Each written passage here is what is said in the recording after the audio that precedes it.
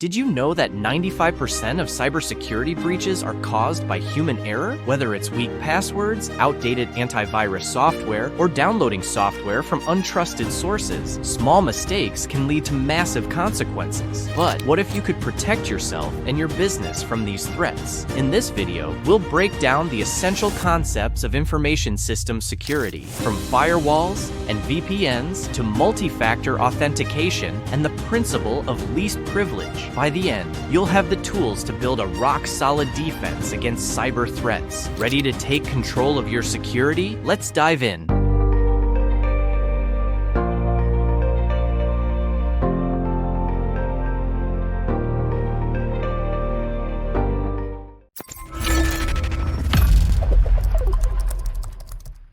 In this course, we're going to talk about information system security. The purpose here is not to describe them in detail, but rather to become familiar with the various security concepts. And we start with antivirus and anti-malware. You know this, and especially if you use Windows, you need to have an antivirus. It should always be enabled and configured so that signatures are updated regularly and frequently. The signature of a virus, well, it's a bit like its fingerprint. When scanning files, the antivirus compares the files on the disk to the signatures, and if it finds a match between a file and a virus, the file in question is quarantined. But one might wonder why it is not directly deleted if it is a dangerous file. Well, with a very large signature database, there may be files that are identified as viruses when they are healthy. This type of detection is called a false positive. The use of signatures for virus detection is necessary because, like biological viruses, they evolve and change shape very quickly to adapt and are also able to hide in existing files. While biological viruses evolve on their own, most often for computer viruses, it is the hackers who modify the code in order to evade detection, and so the same virus can then have several signatures. There are also viruses that are called polymorphic and that are capable of mutating during their replication in order to evade scanners. Anti-malware, on the other hand, is based on the same principle as antivirus, but is more specifically aimed at spyware and adware. Next, let's move on to firewalls, which can come in two forms: the host-based firewall and the network firewall. The principle for these two types of firewalls remains the same, which is to filter and block certain information flows. To judge whether a connection is legitimate or not, the firewall uses criteria such as the originating IP address, the choice of port, or the type of data. The host-based firewall is simply the one you have on your computer. It is in software form and therefore is also able to filter traffic according to a particular application or user. The network firewall, on the other hand, is more often in a hardware form and is usually placed at the edge of the network. That is to say, at the point of entry-exit to the internet. This ensures that traffic inside the local network is protected from attacks from the outside, but as a result, it does not protect against internal attacks. Hence the need for the host-based firewall. Firewall and antivirus are the two computer security solutions that everyone should use at a minimum. Now, let's move on to VPN, a virtual private network, which allows you to establish a secure connection between 2 points, most often one or more users, and a VPN concentrator. This secures traffic when it travels through a public network and allows the user to connect to the internal network as if they were in the company. The VPN concentrator is located in the company's network. It can be in the form of software or hardware, and it is often coupled with a firewall. Its purpose is to be able to authenticate, encrypt, and decrypt information for a large number of users. Users, on the other hand, use a VPN client to connect to the company's hub. It allows them to encrypt and decrypt the traffic that comes and goes from the company.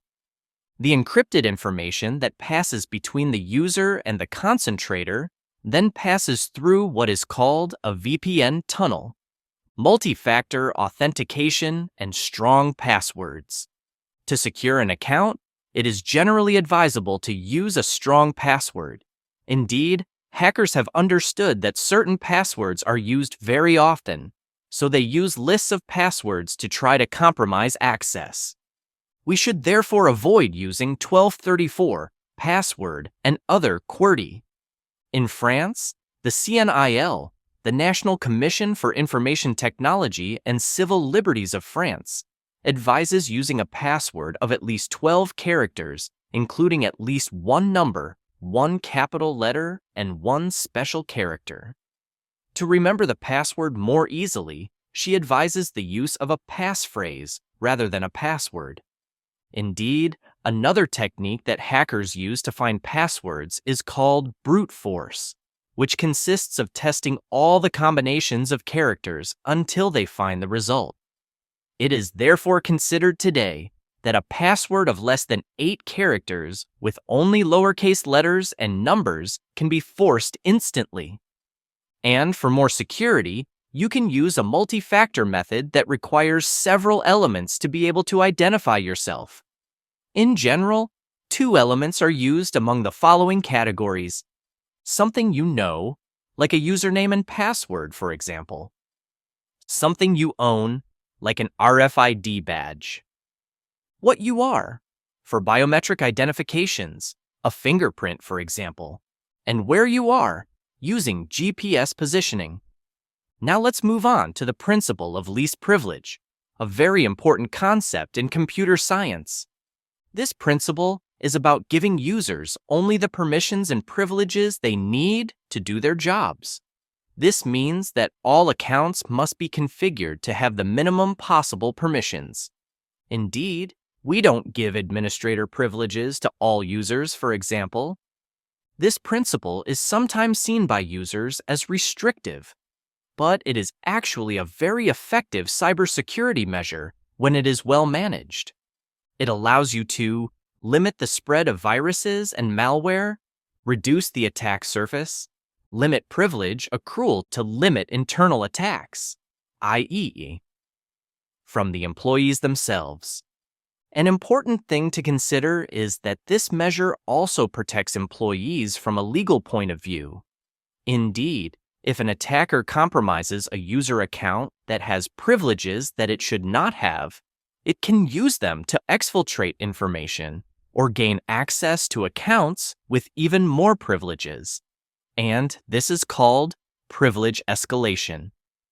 However, if the attacker manages to erase the traces of his passage, it becomes difficult to know whether the attack comes from the outside or from the employee associated with this user account.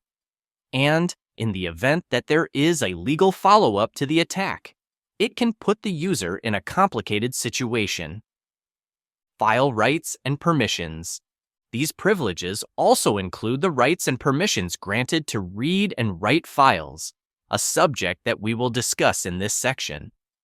Indeed, on Windows, files have permissions and rights that are associated with users or groups of users. Since Windows NT 4.0, the NTFS file system has been used and supports permission management. It can be seen that the permissions granted to a file can be of the following type: full control, right to modify the file; of reading and execution, right to read the file; writing rights. By default, files inherit permissions from the folder they are in, but this option can be disabled in the advanced settings. If you are the author of a file, you can change the permissions granted to other users. Be careful, the administrator has full control over all files. So, you can see why not all users can have administrator privileges. This system that controls who can access, modify, or execute certain files is called an access control list, ACL, and it can be noted that it is handled differently on other OSs that do not use the NTFS file system. Now, we will discuss the topic of trusted sources for software. This is because it is very important to know where the apps you want to install come from.